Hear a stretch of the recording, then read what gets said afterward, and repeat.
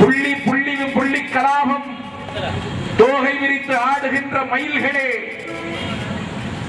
ஆழம் போட்டு கீழே விழுகின்ற குற்றால அருவியே, சொல்லுங்கள், மறுமலர்ச்சி திராவிட முன்னேற்ற கழகத்திற்கு வயது 18 என்று இந்த இயக்கத்தை தொடங்குகின்ற பொழுது சொன்னார்கள், இவன் ஒரு சுற்றில் ஓய்ந்து போவான், இரண்டாவது சுற்றில் இழைத்து போவான், மூன்றாவது சுற்றில் மூச்சடங்கி போவான், நாலாவது சுற்றில் நாசமாகி போவான் என்று சபித்தார்கள். நாங்கள் நாசமாகி போய்விடவில்லை, நாங்கள் நாசமாகி போய்விடும் என்று சபித்தவர்கள் நாளுக்கு நாள் நாசமாகி கொண்டு வருகிற நேரத்தில் இது தாண்ட முடியாத அகழி,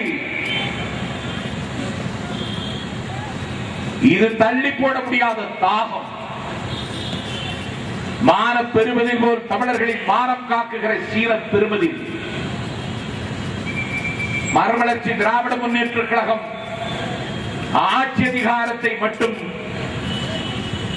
லட்சியமாக கொண்டு இது களத்துக்கு வரவில்லை. வானம் இருண்ட பொழுது, வல்லிருட்டு சூழ்ந்த பொழுது, மான தமிழரிடம் மங்கி கரித்த பொழுது, ஈனம் கலந்த பொழுது, இழிவு மிகுந்த பொழுது, சேனை அமைத்த இனம் செங்கோல் இழந்த பொழுது, வரலாற்று பெருமைக்குரிய இனம் வீசிய கையுமாய் வெறும் கையுமாய் வீதியிலே திக்கற்று நின்ற பொழுது, இந்த சீர்கேட்டை சரிப்படுத்த ஒரு தலைவன் வரமாட்டானா என்று தமிழகம் தவம் இருந்த பொழுது நேரத்திற்கு தந்தது. அந்த நெருப்பின் வெளிச்சத்தில் தொடங்கினோம் மறுமலர்ச்சி திராவிட முன்னேற்ற கழகம் என்று. எத்தனை சோதனைகள், எத்தனை சவால்கள், எத்தனை சங்கடங்கள். உலகத்தில் வைகோவுக்கு வந்த சோதனை கடவுளுக்கு வந்தால் கூட கடவுள் கஞ்சா வாங்கி அடித்திருப்பான். எல்லா சோதனைகளையும் உள்வாங்கி அதை உரமாக்கி கொண்டு இதோ தமிழ்நாட்டின் சமவெளியில் தேர்தலில் பங்கெடுக்கிற வாய்ப்பு மறுக்கப்பட்ட சூழலிலும் மறுமலர்ச்சி திராவிட முன்னேற்ற கழகம் கல்வெட்டாக களத்தில் இருக்கிறது. நாங்கள் கம்பீரமாக பயணத்தை தொடர்கிறோம். மறுமலர்ச்சி திமுக 6. இந்த ஆற்றின் ஓட்டத்தை எந்த சக்தியும் தடுக்க முடியாத 6 ஓடிக்கொண்டேதான் இருக்கும். 6 ஓடுகிறது.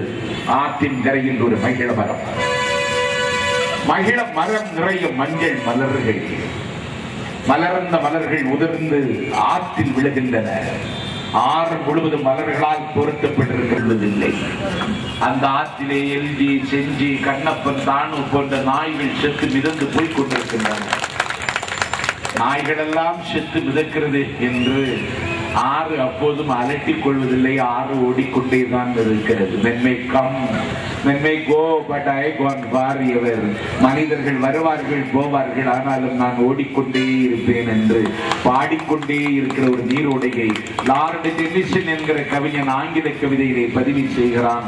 அந்த கவிதை எங்கே பாய்கிறது என்று கேட்டால், தமிழ்நாட்டில் மறுமலர்ச்சி திமுக என்கிற பெயரால் நிலம் கிழிக்கின்ற நீரோடை பாய்ந்து கொண்டே இருக்கிறது. எங்களுக்கு சுகம் இல்லை, எங்களுக்கு துக்கம் இல்லை, எங்களுக்கு வெயில் இல்லை, எங்களுக்கு மழை இல்லை. நாங்கள் தேர்தலில் நிற்க வேண்டுமா, வெற்றி பெற வேண்டுமா என்றெல்லாம் நாங்கள் எண்ணுவதில்லை. காயத்தால் சபிக்கப்பட்ட மக்களை காப்பாற்றுவதை தவிர எங்களுக்கு வேறு நோக்கமும் இல்லை. நீங்கள் வாக்களிப்பீர்களா, வாக்களிக்காமல் விட்டுவிடுவீர்களோ என்கிற வருத்தமோ உங்கள் மீது எங்களுக்கு வன்மமோ இல்லை. காவிரிக்கரை ஓரத்தில் ஒரு சன்னியாசி ஜெபம் செய்து கொண்டிருந்தான். ஜெபம் செய்து கொண்டிருந்த சன்னியாசி ஒரு வண்டு வந்து கொட்டியது. வண்டு கொட்டிவிட்டு காவிரி தண்ணீரில் விழுந்து தத்தளித்தது. அந்த தத்தளிக்கிற வண்டை அந்த சன்னியாசி காப்பாற்றி கரையிலே விட்டான். சன்னியாசியால் காப்பாற்றப்பட்ட வண்டு மீண்டும் சிறகசைத்து பறந்து அதே இருக்கின்ற லட்சிய தாகம் கொண்ட தொண்டர்களின் நெஞ்சத்தில் என் தலைவருக்கு ஒரு மகுடம் தயாராகி கொண்டிருக்கிறது. அங்கே சில பேர் சொல்லுகிறார்கள், கலைஞர் ஒரு நாள் அழைப்பார், தம்பி வா, தலைமை தாங்க வா, ஆணையிடு அடங்கி நடக்கிறேன் என்று வைகோவை அழைத்து தீர வேண்டிய அவசரம் அவர்களுக்கு வந்தே தீரும் என்று சில பேர் சொல்லுகிறார்கள். என்னாலே நம்ப முடியவில்லை. அண்ணா திராவிட முன்னேற்ற கழகத்தில் இருந்து நாங்கள் திட்டமிட்டு நிராகரிக்கப்பட்டு வெளியேற்றப்பட்ட பொழுது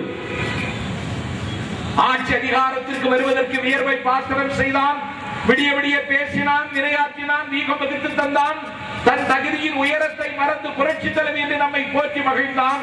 அந்த வைகோவை இந்த ஜெயலலிதா இப்படி நிராகரித்து விட்டாலே, புரட்சி தலைவருக்கு பிறகு நாட்டளவிலே மக்கள் திலகம் எம்ஜிஆருக்கு பிறகு நாங்கள் ஏற்றுக்கொண்ட புரட்சி தலைவர் வைகோதான் என்று இன்றைக்கு